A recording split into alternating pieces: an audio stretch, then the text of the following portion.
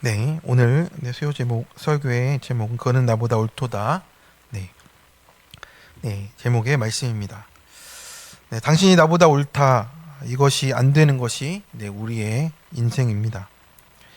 네, 이것이 되면 우리 모든 인생의 문제 가운데서 하나님 뜻을 발견하며 갈 텐데 이것이 안 되는 것이 우리가 죄인의 인생이기 때문에 그렇습니다. 근데 마지막 분별을 통해서 완벽한 요셉을 예수의 그리스도의 씨가 아니고 표상이 되고 또 모형이 되는 겁니다. 곧이어 야곱이 유다를 축복하는 최고의 유언을 하면서 유다를 높여주고 있습니다. 이것이 어떻게 이렇게 된 것일까요? 37장에는 창세기 37장에는 요셉의 이야기가 시작이 됩니다. 그래서 39장까지 이렇게 흘러가는데 갑자기 38장 중간에 유다의 이야기가 들어가 있어요. 그러니까 해와 달과 별 11별이 요셉에게 절을 해서 형제들이 시기하는 장면입니다.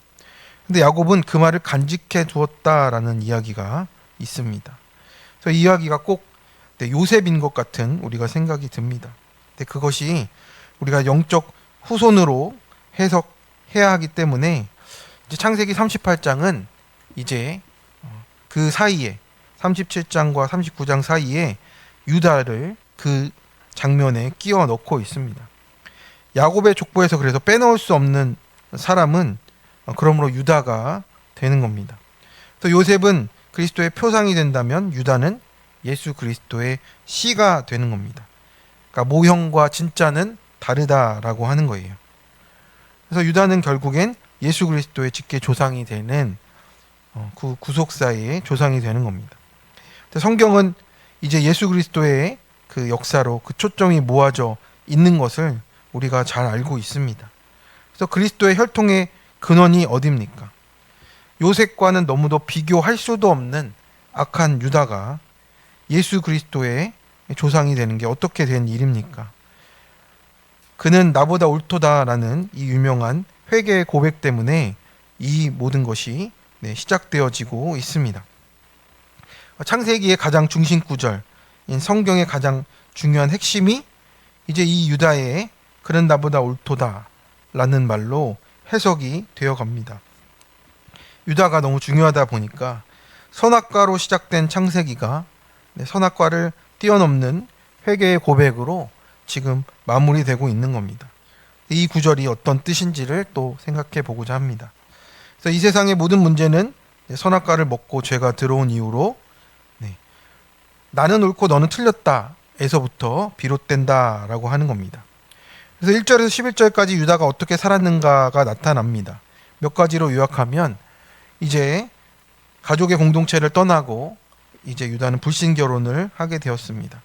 근데 문제의 아들들이 또 나타나게 됐고 문제의 아들들을 통해서 하나님이 이제 둘이나 이렇게 심판하시는 고통이 있었습니다. 그것에 대한 일로 이제 며느리에 대해서 책임 전가를 하고 있어요. 그래서 이는 22년간의 세월을 통해서 일어나고 있는 고난을 넘어서 고통을 겪는 일로 지금 나타나고 있습니다. 그래서 1절에 보니까 이제 유다가 자기 형제들로부터 떠나서 이제 아둘람 사람 히라와 같이 가까이 지낸다라고 했습니다. 그래서 유다는 이제 아버지가 그렇게도 이뻐하는 요셉을 팔아먹고 죄책감이 든 상태로 평생을 살았을 겁니다. 그리고 아버지와 형제들과 지내는 것이 얼마나 속이 부대꼈겠습니까? 그래서 아버지와 형제들이 또 시기와 질투에 가득한 형제들 속에서 이제 살아가는 것이 너무 힘들었습니다. 그리고 계속 요셉이 떠올랐기 때문에 이제 도망을 간 것이죠. 자기는 또 은근슬쩍 생각하면서 요셉을 팔아 넘겼습니다. 그런데 이런 것도 사실 다 그 거짓으로 요셉이 죽었다는 말로 다 되었기 때문에 이제 가족도 떠날 수밖에 없는 상황이 된 겁니다. 그래서 우리가 항상 내가 있던 자리를 떠나는 것은 어떤 이유들이 있습니까? 대부분은 너 때문이야가 우리 안에 있는 겁니다. 그래서 공동체라는 것은 사실은 내 자신을 드러내는 곳이기 때문에 상처받기 쉬운 상태로 또 노출되기도 하는 곳입니다. 그래서 우리는 상처 주고받는 상태에서 또 사랑을 주고받는 것을 또 배워야 하는 그런 삶을 살아갈 수밖에 없습니다. 그러니 환멸이 느껴질 때도 있어요. 네, 믿음의 공동체라고 해서 또 환멸이 없거나 또 고난이 없거나 또 어려움이 없다는 얘기가 아니라는 겁니다. 그래서 교회는 병원이고 교회는 목욕탕이고 우리의 모습들이 드러나고 고쳐지는 곳인 것입니다. 그런데 유다는 모두들 하나님 믿는 사람인가라고 생각하고 있습니다. 그런데 유다는 하나님을 떠나 있었어요. 가족도 떠났고 믿음도 떠나 있고 이방 사람 히람과 가까이 지나게 되니까 이제 유다의 삶은 완전히 이제 흘러 떠내려가게 되었습니다. 그래서 우리도 내 안의 죄의 문제가 해결되지 않으면 유다처럼 배우자 탓이 되고 또 식구 탓이 되고 가족 탓이 되고 공동체 탓을 하면서 헤어지고 싶은 마음들이 올라오는 거예요. 헤어지면 잠시는 편안하고 안전하겠죠. 그런데 우리가 순모임을 가라 또 교회를 가라라고 하는 것은 이제 위로받으러 가는 게 아니라 세상 사람은 싫으면 안 가면 되는데 이 소그룹을 통해서 또 순을 통해서 나를 위해서 값주고 죽어주신 그 보혈로 만들어진 공동체이기 때문에 아무 차별 없이 서로를 받아주는 공동체가 되기 때문에 가라고 하는 겁니다. 우리는 우리 속으로도 얼마나 서로를 차별합니까? 이 땅에 정말 차별하는 사람들만 모여 있는데 그래도 그 차별을 없애고자 하는 곳, 또 차별이 없이 또 살아갈 수 있는 것이 주님이 만드신 교회라고 하는 것입니다. 함께하면 불편하고 어색하다. 그런데 내가 얼마나 사람을 차별하는지를 알라고 내 교만함을 보라고 교회를 가고 또 우리 순 모임에 가게 되는 겁니다. 그래서 말씀이 정확한 공동체는 어떻습니까? 쉽지만은 않은 것 같아요. 또 위로도 처방도 있고 근데 그것을 또 지나고 나면 그 목마름에 대한 시원함이 있습니다. 그래서 이런 과정들을 겪어내면서 공동체에서 자라가는 것이 우리 교회의 생활이라고 하는 거죠. 그래서 이렇게 공동체를 떠나는 실수를 통해서 또 유다는 어떻게 됐습니까? 세상으로 떠내려 갔습니다. 그래서 아둘람은 그 당시에는 대표적인 성읍이고 우상 숭배의 도시였다라고 합니다. 그래서 아버지 야곱이 살던 헤브론에서 너무 떠나고 싶어서 이제 멀리 떠나 있는 거죠. 그래서 요셉만 편애하고 있었던 그 가정, 그리고 요셉이 떠나니 무너진 그 가정이 이제 너무나 유다는 힘들었습니다. 그래서 이제는 아둘람으로 내려갔다라는 표현이 되는데, 늘 성경에선 그렇죠. 믿음을 떠나는 자리는 높은 곳에서 낮은 곳으로 내려간다라고 이렇게 쓰여집니다. 그것이 부끄러운 일임을 우리가 이제 말씀을 통해서 깨닫게 되는 거죠. 그렇게 부끄러움을 깨닫게 되니까 떠나면서 또 영적으로도 무너지는 겁니다. 그래서 여기서 유다가 만난 히라라는 사람은 반석이라는 뜻인데 이 아둘람 사람 히라라는 사람의 가까이 지내니까 이제 세상 가운데 세상의 반석 위에 서게 되는 겁니다. 돈 많은 집안으로 나타나고 이제 많은 사람들을 소개시켜주고 이제 그 사람을 통해서 또 가나안 사람 수아의 딸을 만나서 결혼을 하게 되는 겁니다. 그래서 여기서 수아의 딸이라고 했는데 이 수아라는 단어의 뜻은 부자라는 뜻이에요. 그래서 아버지는 부자고 또 전형적인 불신 결혼의 예를 또 유다도 보여주고 있는 겁니다. 그래서 유다의 무의식에는 내 아버지 야곱에게 복수하고 싶은 마음이 컸을 것이고 내가 보란듯이 잘 살아보겠다. 채색 옷을 내가 지어 입으면서 내 장인의 덕을 보고 살려고 했던 것 같습니다. 그래서 아브라함은 이제 이삭의 신결혼을 위해서 또 리브가는 야곱의 신결혼을 위해서 그 큰 값을 치르면서 갔던 것을 봅니다. 그런데 유다는 그런 것과 상관없이 자신의 악의 결론으로 불신 결혼을 하고 있는 거예요. 그래서 시므온도 가나안 여자와 결혼을 했고 또 요셉도 애굽 여자와 결혼을 했습니다. 그래서 유다는 형제들 중에서 가장 먼저 이 불신 결혼의 효시가 되는 모습을 보여주고 있습니다. 그래서 이 집안에 큰 불행을 가져오고 험악한 인생을 살아가는 것이 네, 꼭 불신 결혼만으로만 그렇지는 않지만 야곱도 신결혼했지만 이 세상에서 행복하게 살지 않았습니다.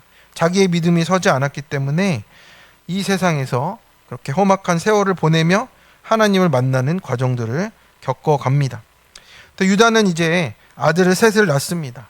첫째는 엘이라는 파수꾼이라는 이름의 뜻이고, 둘째 아들 오나는 부유하고 왕성하다라는 뜻이고, 셀라는 평화와 기원이라는 뜻입니다. 다 좋은 이름입니다.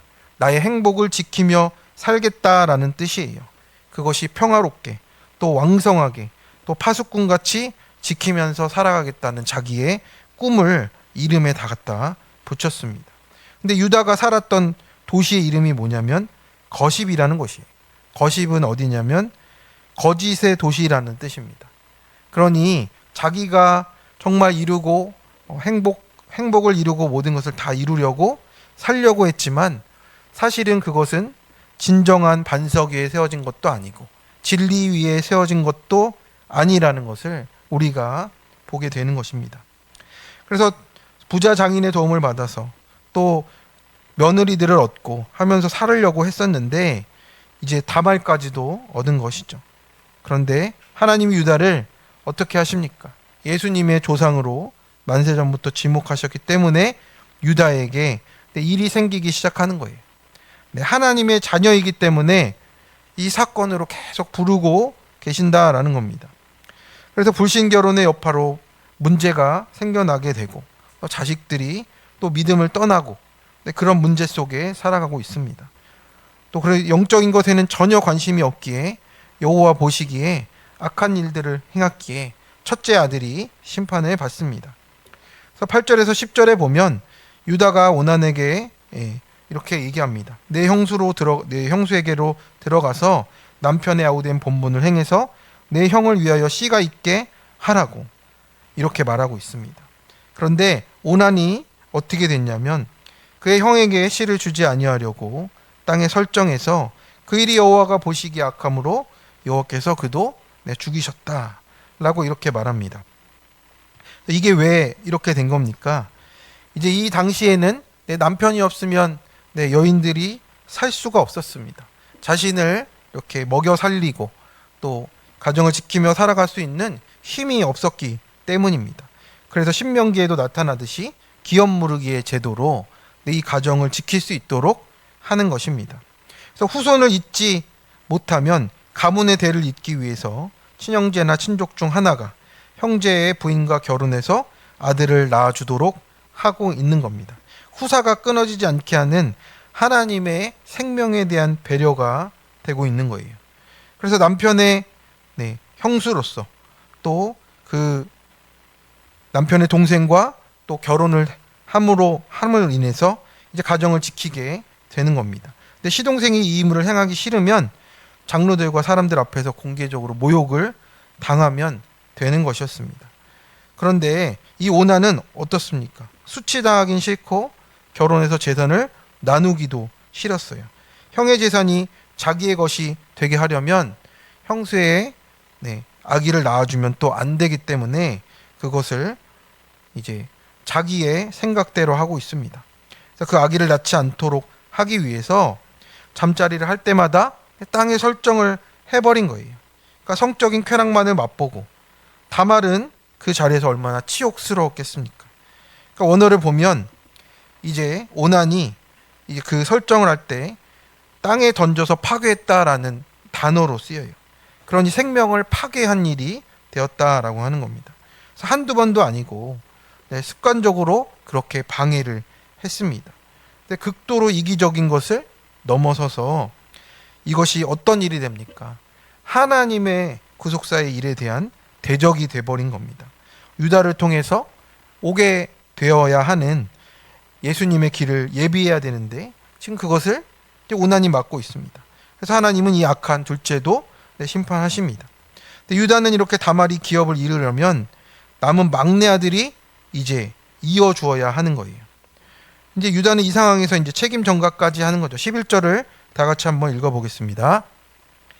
다말에게 이르되 수절하고 내 아버지 집에 있어 내 아들 셀라가 장성하기를 기다리라 하니 셀라도 그 형들 같이 죽을까 염려함이라 하면서 이래. 그러니 이제 유다도 어떻습니까? 유다도 줄 생각이 없는 거예요. 이제 막내 아들, 이 어린 막내 아들도 죽지 않을까 생각하게 되는 겁니다.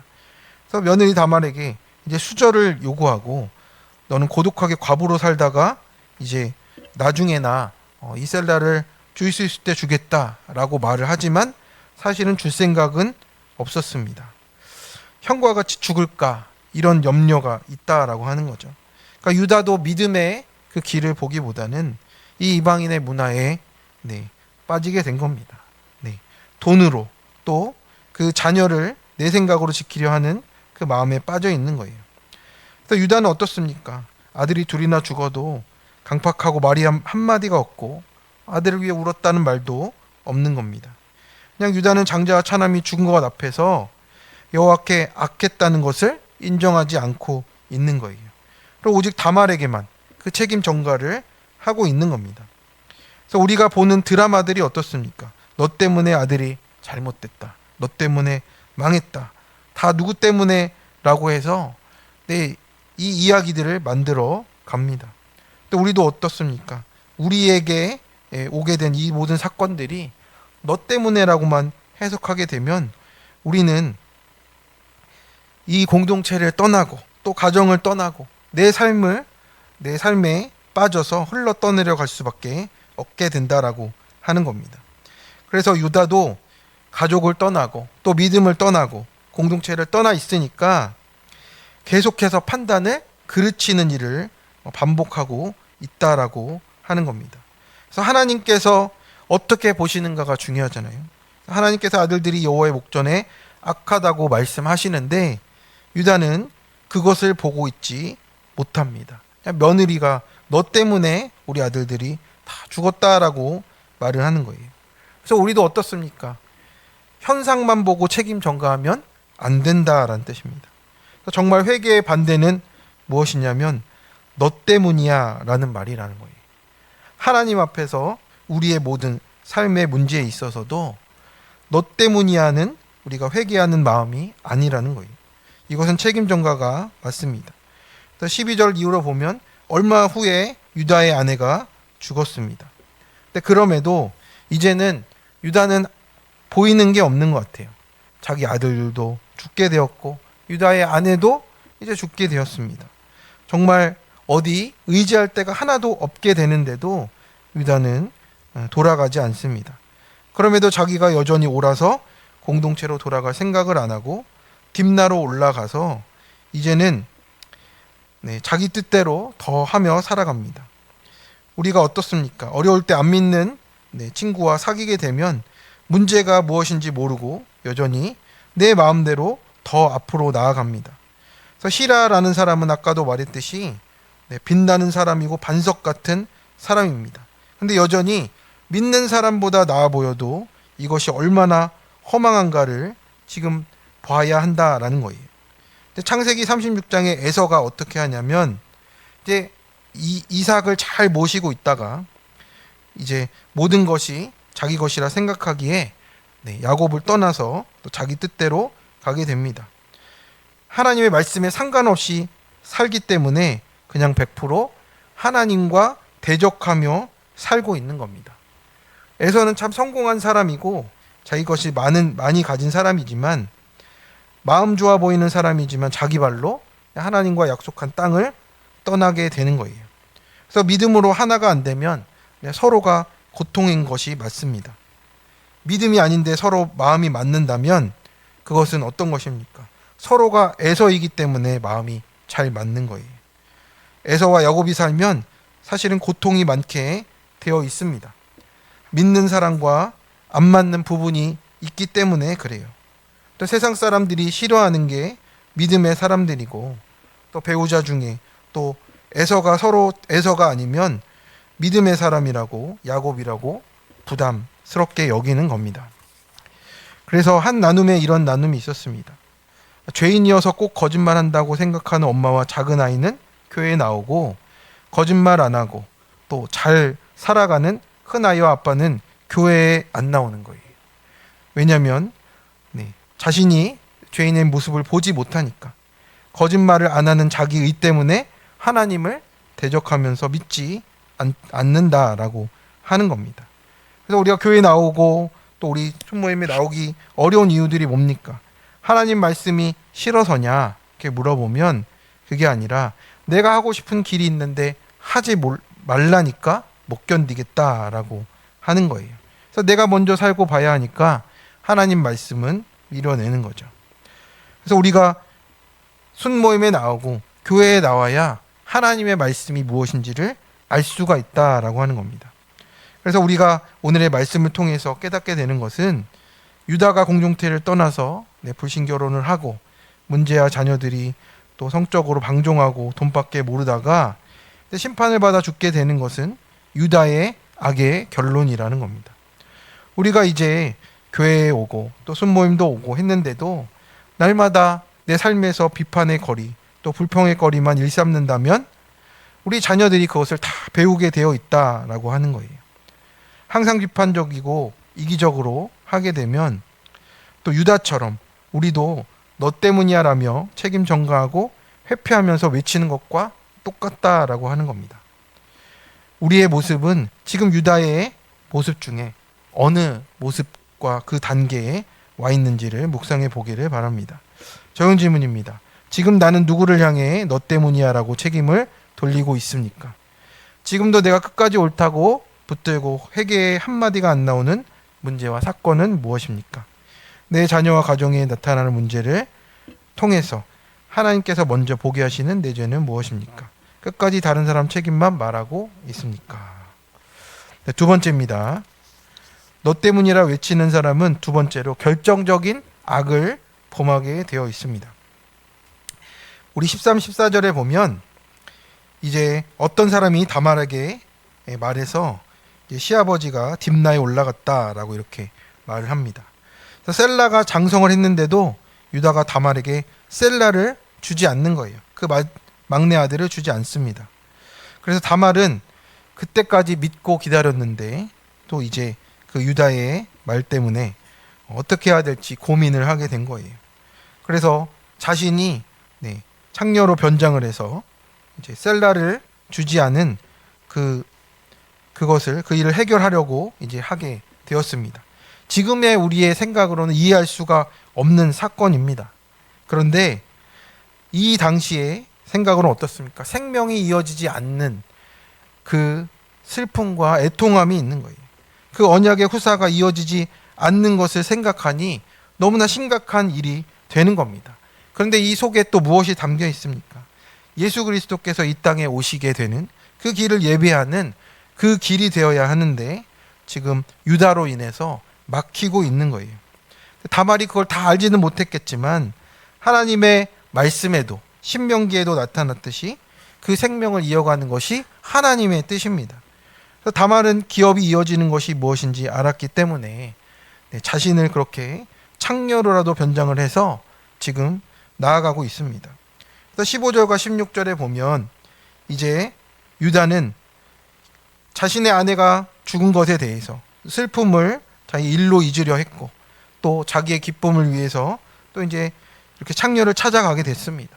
성적인 쾌락으로 잊으려 했는데 이제 풍성한 양털로 인해서 하나님께 감사드리기보다 또 영으로 깨어있지 않으니까 육의 쾌락을 쫓아가게 되는 겁니다. 가나안 생활 방식을 그대로 따라가게 되는 것이죠. 그래서 엘과 오난이 이 이방의 문화에 영향을 받고 그렇게 하나님을 떠난 악을 저지른 것을 깨닫게 됩니다. 하나님은 이 모든 것을 다 주셨음에도 불구하고 유다는 전혀 깨닫지 못합니다. 그래서 쾌락을 쫓고 창녀와 행음까지 하는 일을 하게 되는 것이죠. 그래서 17절과 18절에 보면 우리 함께 같이 한번 읽어보겠습니다. 17절 18절 유다가 이르되 내가 내 떼에서 염소 새끼를 주리라. 그가 이르되 당신이 그것을 줄 때까지 담보물을 주겠느냐. 유다가 이르되 무슨 담보물을 내게 주랴. 그가 이르되 당신의 도장과 그 끈과 당신 손에 있는 지팡이로 하라. 유다가 그것들을 그에게 주고 그에게로 들어갔더니 그가 유다로 말미암아 임신하였더라. 네. 그래서 유다에게 이제 그 담보물을 내놓으라고 합니다. 그러니 이 죄악의 흔적이 남게 된 것이죠. 도장과 끈과 지팡이를 줌으로써 언약의 주도권이 이제 완전히 다말에게 넘어가게 되었다라고 하는 거예요. 그래서 그냥 염소 새끼를 줄이라 그랬으면 좋았는데 유다가 이제 눈이 뒤집혔습니다. 그래서 등기구 등본도 주고 인감도장도 주고 다 그렇게 된 겁니다. 19절에서 20절에 보면 이제 그가 떠나가서 이제 이 다말이 너울을 벗고 이제 과부의 의복을 다시 입게 되는 거예요. 그리고 이제 그 사람 자체는 없어진 거죠. 유다는 이제 아둘람 사람의 손에 부탁해서 염소 새끼를 보내가지고 이제 그 여인에게 이걸 전해주고 자기 것을 받으려 했습니다. 그런데 찾지 못하게 되는 거죠. 그래서 이제 아둘람 사람 히람에게 맡겨서 이거를 빨리 찾아오라고 했지만 그 책임도 친구에게 전가하고 있는 장면이 19절과 20절에 나타납니다. 네, 책임 전가의 모습이 그대로 친구에게까지도 하고 있다라는 모습이에요. 그래서 우리가 하나님보다 더 인간을 의식하며 사니까 이 죄가 절대로 없어지지 않고 오히려 또 더 큰 범죄가 반복되어진다라고 오늘 말하고 있는 겁니다. 네, 우리 24절의 말씀입니다. 24절의 말씀 한번 같이 읽어보도록 하겠습니다. 네, 석 달쯤 후에 어떤 사람이 유다에게 일러 말하되 내 며느리 다말이 행음하였고 그 행음함으로 말미암아 임신하였느니라. 유다가 이르되 그를 끌어내어 불사르라 라고 말씀을 했습니다. 그래서 자기도 행음했지만 며느리가 행음했다는 소식을 들으니 자기가 더 의롭다고 여기는 거예요. 이렇게 사람은 자기가 자기 모습을 인식하지 못하면 인정하기가 더더욱 어렵다라는 겁니다. 공동체를 떠나서 잘 살아볼 것 같았는데 이제 결국 며느리를 창녀로 보고 행음하고 이혼까지 시키는 잘못을 저지른 거예요. 그러니까 자기 씨 예수 씨인지도 모르고 며느리를 끌어내어 불사르고 죽여라 하는 명령까지 내리고 있는 거죠. 그래서 내가 옳은 사람은 다른 사람이 늘 틀렸기 때문에 더욱 정죄를 하게 되어 있어요. 그래서 그 책임을 며느리에게 또 돌리고 계속 같이 다녔던 친구에게 전가하는 악한 사람이 된 것이 바로 유다라고 하는 겁니다. 그래서 이런 유다가 예수님의 조상이 된 것이 어떠십니까? 아이고, 이게 차라리 요셉이면 할 말이 많겠는데, 유다는 이렇게 살아갔던 사람인데도 주님이 하나님께서 예수님의 조상으로 지금 만들고 계신다라는 거예요.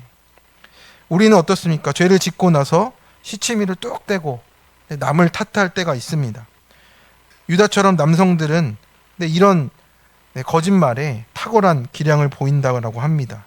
고아를 돕는 국제기구 칠드런즈 호프라는 단체가 있는데 톰 데이비슨이라는 사람이 대표입니다.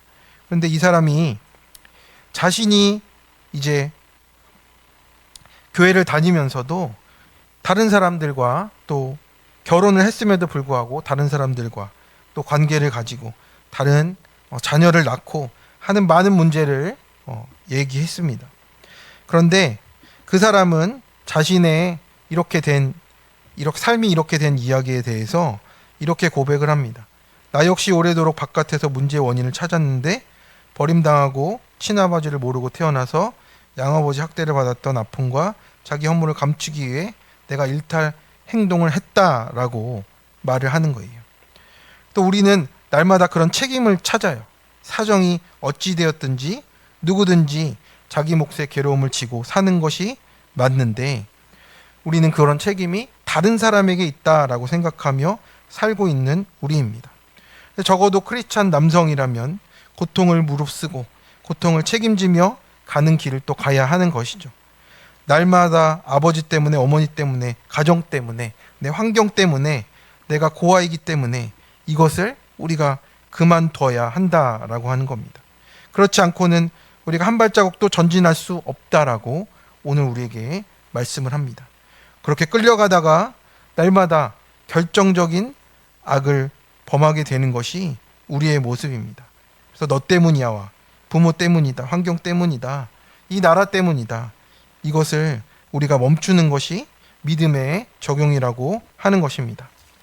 네, 적용 질문입니다. 계속 무너지고 있는데도 내 죄가 인정이 되지 않고 결정적인 악으로 치닫고 있는 것은 무엇입니까? 네, 오늘 설교는 여기까지 하도록 하겠습니다. 뒤에 부분도 좀 더 길어서 네, 오늘 여기까지 하도록 하겠습니다. 네, 우리가 오늘 같이 좀 기도했으면 좋겠어요. 오늘 유다의 모습을 봤습니다. 우리 유다의 모습을 보면서 우리의 의가 하나님 앞에서 드려질 수 있는 의가 아닌 것을 우리가 보게 됩니다. 나는 옳고 너는 틀렸다가 우리의 늘 주제가이고, 또 그러다 보면 결정적인 실수들을 우리가 하는 게 맞습니다.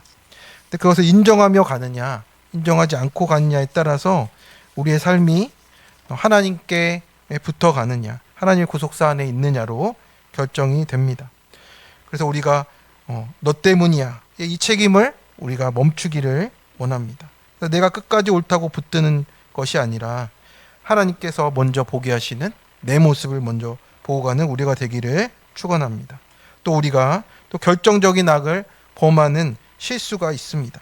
계속 무너지고 있는데도 두 아들이 죽게 되고, 또 자기 아내가 죽음을 당하였어도 내 죄가 인정이 되지 않으니까 내 친구의 잘못이다, 또 며느리의 잘못이다 하고 있는 우리의 모습을 오늘 보라고 하십니다. 그래서 우리가 그는 나보다 옳도다가 되기 위해서는 먼저 우리의 책임의 전가들이 멈추게 하라고, 그 결정적인 악을 범하는 내 모습을 보라고 하시는 주님의 음성을 듣는 오늘이 되시기를 축원합니다. 우리 함께 기도의 자리로 나아가도록 하겠습니다. 오늘 우리의 말씀이 말씀하십니다. 나는 옳고 너는 틀렸다라고 하고 있는 내 모습을, 내 깊은 마음 속에 있는 그 모습을 주님 앞에 고백하며 나아가기를 원합니다. 그래서 내가 나 때문이다 라고 말하지 못하는 내 모습을 하나님께 내어놓고 회개 한마디가 안 나오는 나의 이 부족한 모습을 하나님께 내어놓는 이 시간이 되기를 바랍니다. 그리고 결정적인 악을 범하는 우리의 연약함, 내가 계속 무너지고 있는데도 그것이 인정이 되지 않는 나의 이 교만과 완악함들을 주님 앞에 내어놓고 결정적인 실수를 하지 않도록 주님 내 마음을 붙잡아 주십시오. 주님께로 그 십자가 앞으로 나아가오니 나를 이 시간 품어주시고 함께 해달라고, 우리 가정을 붙들어 주시고 주님 역사해 달라고 우리 이 시간 함께 다 같이 기도하며 나가도록 하겠습니다. 하나님 도와주시옵소서. 하나님 우리의 이 기도 가운데 또 우리의 삶 가운데 역사하여 주시옵소서. 하나님 우리는 그는 나보다 옳도다가 참 되기가 어렵습니다.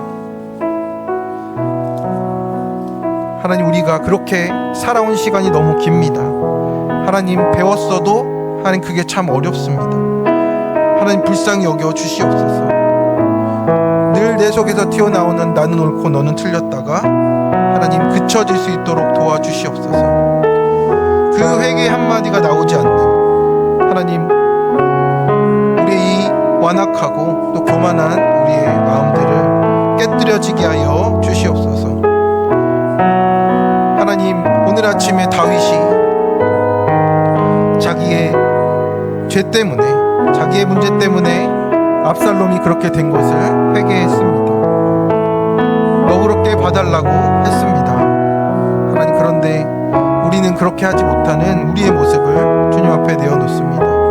하나님 결정적인 실수를, 결정적인 악을 범합니다. 책임을 계속 전가하고 아들이 죽어도 아내가 죽어도 계속 책임 전가하는 우리의 모습을, 내 모습을 주님 앞에 내어놓게 하여 주시옵소서. 하나님의 우리 입술을 주장하여 주시옵시고 하나님보다, 하나님의 그 은혜보다 내 교만이 큰 것을 회개할 수 있도록 이 시간 붙들어 주시옵소서. 긍휼히 여겨 주시옵소서. 불쌍히 여겨 주시옵소서. 그래서 결국엔 하나님의 뜻에, 하나님의 그 구속사에 이를 통해서 예수 그리스도께서 우리 삶에 오시는 그 은혜가 있도록 도와주시옵소서. 살려주시고 인도해 주시고 불쌍히 불쌍히 여겨 주시옵소서. 우리의 의가 하나님의 하늘에 닿을 수 없음을 고백합니다. 오직 예수 그리스도의 은혜로 하나님의 의를 덧입을 수 있사오니 주님 불쌍히 여겨 주시옵소서. 하나님 살려주시고 역사하여 주시옵소서.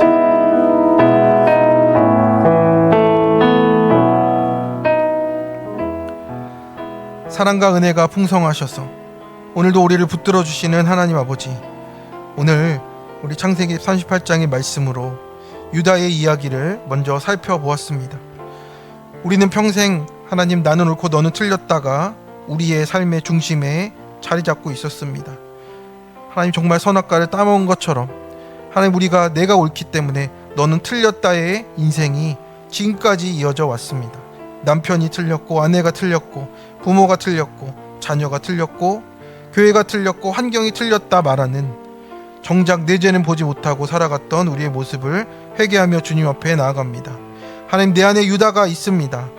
죄를 짓고도 하나님 가정을 떠나고 공동체를 떠나고 상처받았다는 이유로 사람을 피하고 떠나고 말씀이 불편하기에 귀를 막고 끝까지 너 때문이야를 책임을 전가하는 유다가 바로 나의 모습임을 고백하오니 주님 불쌍히 여겨 주시옵소서. 회개하지 못한 것이 아니라 내가 옳다고 생각하기 때문에 회개하지 못하는 나의 의를 깨뜨려 주시옵소서. 그래서 끝까지 내 생각과 판단을 붙드는 교만이 십자가 앞에 내려놓게 하여 주시고 도장과 끈과 지팡이를 보고서야 자신의 죄를 보게 된 유다의 모습이 있습니다. 우리도 우리에게 보여주시는 그 사건 속에서 하나님 변명하는 것이 아니라 숨는 것이 아니라 합리화하는 것이 아니라 주님 앞에 내 모습을 온전히 그대로 내어놓고 나아가는 우리가 될 수 있도록 주님 도와 주시옵소서. 그래서 우리가 하나님과 공동체 앞에서 그는 나보다 옳도다, 주님 제가 잘못했습니다 라는 이 고백으로 우리 가정에서도 내가 있는 어떤 자리에서도 그렇게 하나님의 은혜가 흘러가는 그 자리에 있는 우리가 될 수 있도록 주님 붙잡아 주시옵소서. 주님 오늘 이 예배를 마치고 돌아가는 우리의 삶 가운데도 날마다 주님께서 임재하여 주셔서 주님이 오르십니다 우리가 늘 고백하며 살아갈 수 있도록 도와주시옵소서. 이제는 우리 모든 것 위에 예수 그리스도의 생명과 회복으로 불어넣어 주시고 흘러 떠내려가는 인생이 되지 않도록 주님 붙들어 주시옵소서.